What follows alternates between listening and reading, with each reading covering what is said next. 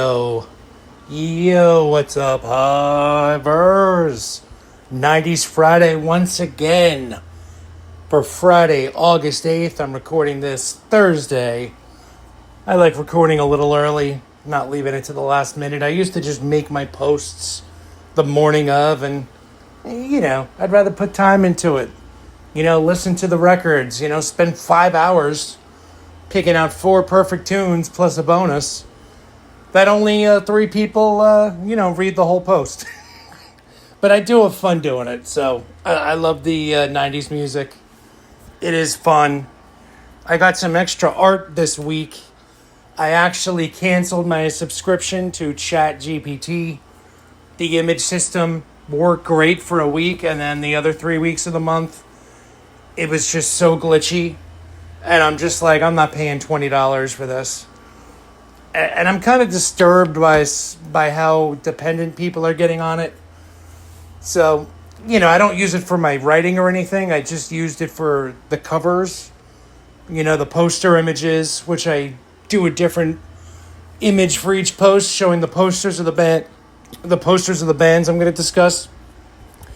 Today's is a little basic, although I have a lot in the bank for a lot of 3 Tune Tuesdays, 80 Saturday, All 2K Wednesday, and obviously 90s Friday. I got a bunch of different artists on posters. I'm good for 3 Tune Tuesday for like the next 4 months, maybe longer actually. But it's just like the images came out pretty bad after they were great. So it's just not worth paying for. I got a bunch of Market blog cover posts and stuff I can use, interchange.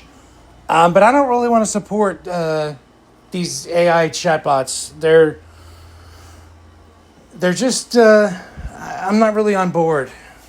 I'm going to use what I made, but I'm not going to pay to do fresh artwork every day after I use up what's in the bank. But I did get a couple cool things out of it. And then as a free user, I returned after canceling my subscription, trying to have it reference my Gene cartoon character. And instead it made it with Gene from Bob's Burgers. So I'll put that in as a joke. And I got some basic looking posters. We got Green Day, Garbage, Foo Fighters, and the Smashing Pumpkins. This week, I am picking tunes from 1995 releases. So that would be Green Day Insomniac, would be the record Green Day put out. But they also released the song JAR on the Angus soundtrack. And that's probably my favorite Green Day song. It's definitely in the top 2 or 3. So I'm actually going to go for my first pick. I'm going Green Day, JAR, from the Angus soundtrack. It's just a great song. It sounds like it was recorded during the Dookie sessions. I'll look that up and see if that's correct or not. I think I've mentioned it before. It's such a good song. I probably used it on a 3 Tune Tuesday or something in the last year, but if I got to pick a Green Day song from 95, they should have put it on their album that came out later that year. I'll pick the bonus jam from Green Day Insomniac. I don't want to ignore the record that actually came out that year. The follow-up to Dookie, it actually kind of sounds more raw and more punk than Dookie did. I think they kind of had an identity crisis. They got so famous so fast. I think they purposely wanted to make their next record like not as catchy and a little more raw and punk. There's definitely some catchy tunes on there. And you had a couple hits, Geek Stink Breath, I remember seeing on MTV at a friend's house in 95, 96. Obviously, a lot of people know the song, Didn't Having Trouble Trying to Sleep. Didn't. That was probably the biggest song from the record. My time ticks by and still I try. No time for cross jobs in my mind. Ooh, am I out? Here we go. Anyway, you're not listening for me to hum the songs. I'm gonna look up the exact name of that song because it's actually escaping me, which is a little bit of a bummer. Let's see here. Green Day, Insomniac, Brain Stew. I knew that. I knew that. Other key tracks from this album: '86 is a good song. Geek Sting Breath was one of the singles. Brain Stew was obviously one of the singles. Jaded was one of the singles. And it just, in comparison to Dookie, it sold like 25% of the records. I mean, it just bombed in comparison. Now, you got to remember, Dookie in 94, and it was a very fast turnaround. Extremely fast turnaround. I mean, it literally came out like 17 months later, 18 months later. So pretty quick turnaround. Same thing with The Offspring. You know, they come out with Smash, and their follow-up, Gone Away was a single that was on alternative rock radio. I'm just looking this up here really quick. Pick number 2 is going to be Garbage. Green Day, Insomniac, release date. Insomniac release date. October 10th, 1995. Dookie came out, I thought it was February of 94. February 1st, 1994. So, 19 months. Dookie released February 1st, 94. Insomniac released October 10th. Now, for a monster album, that's a really, really fast turnaround. Soundgarden, I remember their label wanted them to keep touring on their 94 record. They thought they were ready to do arena tours, and they were huge, and they ended up going in the studio, releasing their last album of the 90s, Down on the Upside, 1996, which was pretty commercially successful, but I would say it did not do as well as Super Unknown, which had, Black Hole Sun and stuff like that. A band like No Doubt took 5 years, 4 to 5 years to follow up Tragic Kingdom. That's way too long. But this was really quick. Normally it's a solid 2 years, so they're 5-6 months ahead of it. But yeah, the Brain Stew will be the bonus jam. JAR will be my first official pick. Next up, from the band Garbage, their 95 record, obviously huge commercial success. Huge on alternative rock, MTV, rock radio. Their 98 record, definitely cool. Now, there's a band that actually took, a full 2 years plus a couple months to come out with another record. People know the song Stupid Girl, Only Happy When It Rains.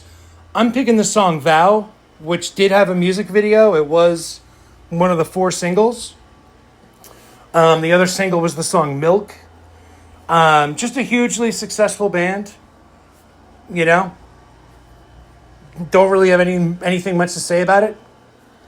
Obviously, the drummer was the guy that produced Nevermind. He produced all the Smashing Pumpkins albums, at least the first 3. Butch Vig, just a massive, successful alternative rock producer.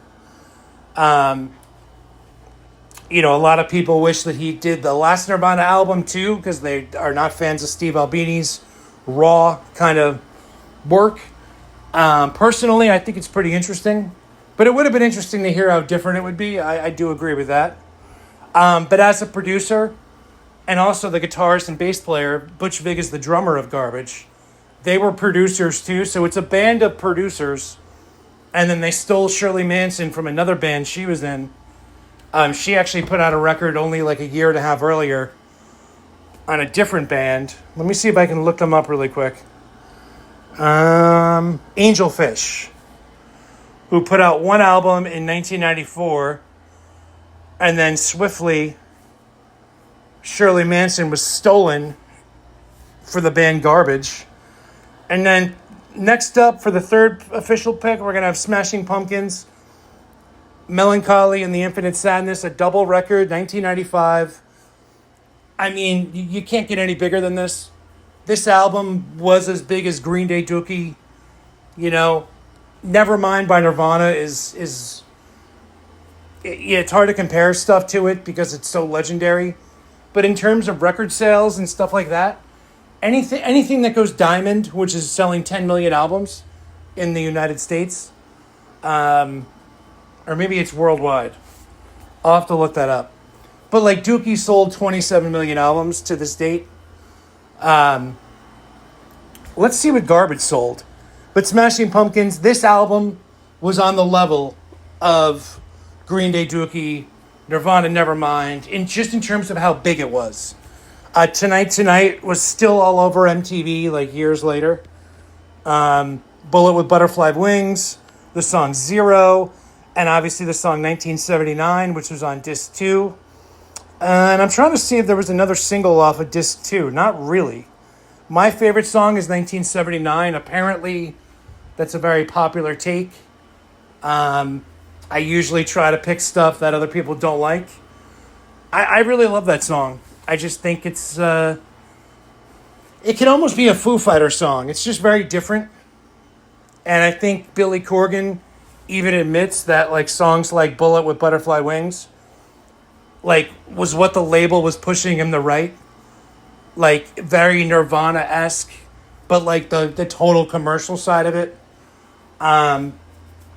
It's interesting. Some of these songs, I feel like Nirvana not going on, not to sound morbid, obviously it's a morbid reason why the lead singer passed away.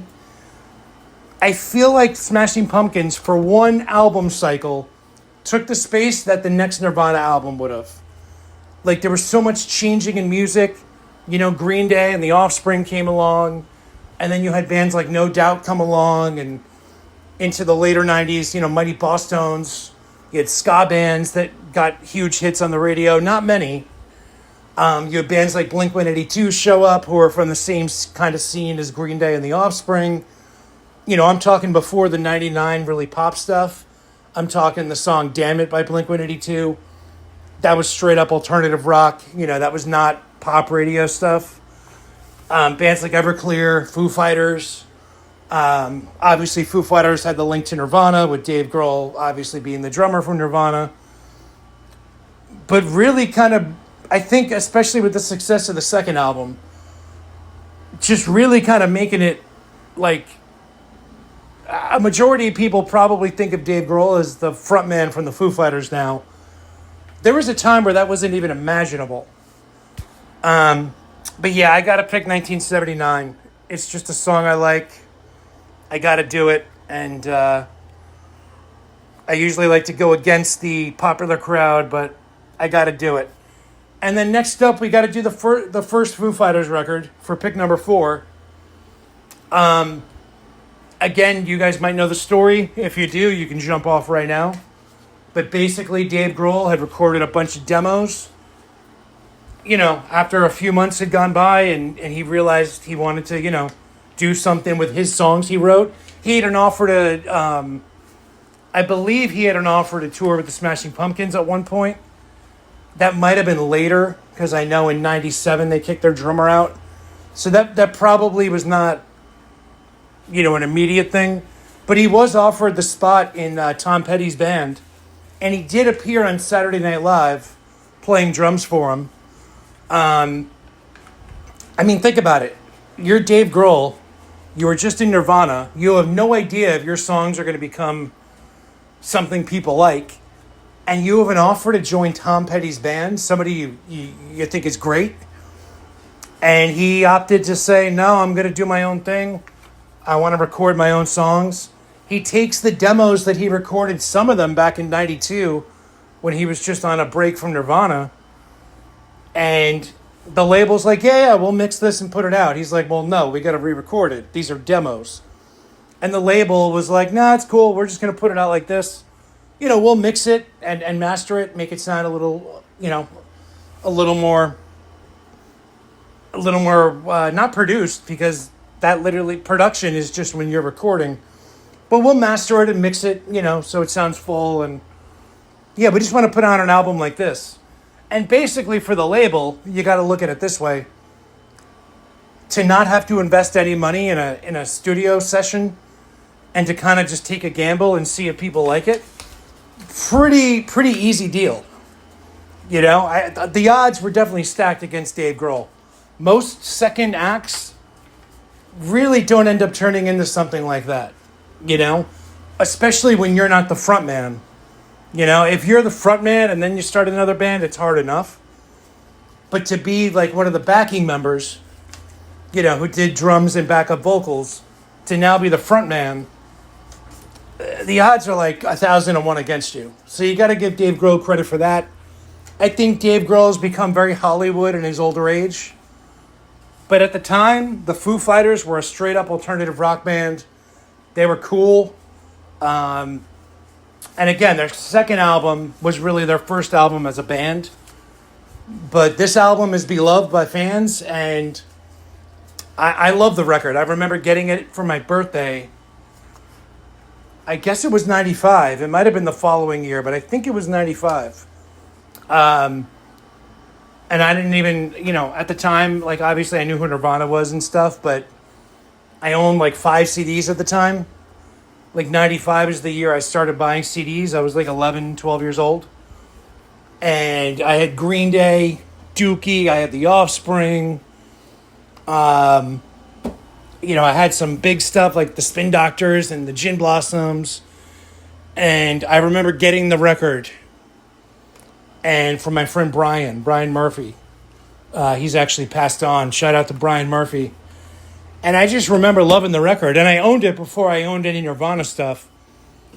So it's kind of like what I identified Dave Grohl as was like the first Foo Fighter record. And again, it's very, very raw. It was recorded as a demo.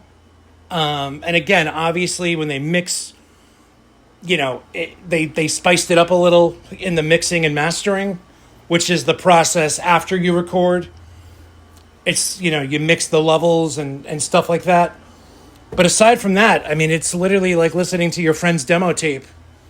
And then they just put a few $1,000s into having somebody mix it better. I know that they thought about re-recording it. And famously, Taylor Hawkins said to Dave Grohl, I'm not going to be the guy that pisses on the Mona Lisa. I mean, it's just a great beloved record. And re-recording it, you know, with an actual producer and production, it would sound a lot different. It would probably sound pretty cool. I would actually be really intrigued to hear that. But I think they made the right choice in not doing that and letting it just be the classic, you know, first album that it is. My favorite song on the record is not one of the singles. It's actually track 4. Oh, the page just crashed. Sorry about that. Let me pull this back up. Foo Fighters. Foo Fighters. All right, first album, self-titled, with that alien-looking gun on the cover, the tan background. Excuse me, it's track 5, not track 4. The song Good Grief. I just love this song. I think it should have been a single.